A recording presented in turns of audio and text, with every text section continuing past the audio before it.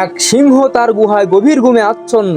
হঠাৎ একটি ছোট ইঁদুর ছোটাছুটি করতে করতে সিংহের নাকের এক ছিদ্রে ঢুকে পড়ল। ফলে সিংহের ঘুম ভেঙে গেল। সেই ইঁদুরটিকে থাবা দিয়ে ধরে মেরে ফেলতে উদ্যত হলো। ইঁদুরটি অত্যন্ত বিনয়ের সুরে বলল, দয়া করে আমাকে মেরে ফেলবেন না, সময়ে আমিও আপনার উপকারে আসতে পারি। একথা শুনে সিংহটি হেসে বলল, তুই এত ছোট জীব হয়ে আমার কি উপকার করবি? সিংহটি তাকে ছেড়ে দিল।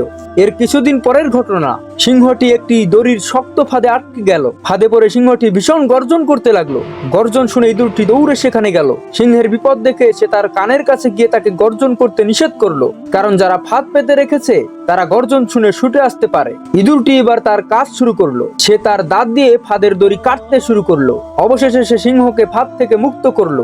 মুক্তি পেয়ে সিংহটি ইঁদুরকে ধন্যবাদ দিল এবং সেই সঙ্গে বলল, তোকে আমি অবজ্ঞা করেছিলাম, কিন্তু আজ বুঝলাম কাউকে অবজ্ঞা করতে নেই। ছোট বলে কাউকে অবজ্ঞা করতে নেই। বিপদে যে কেউ উপকারে আসতে পারে।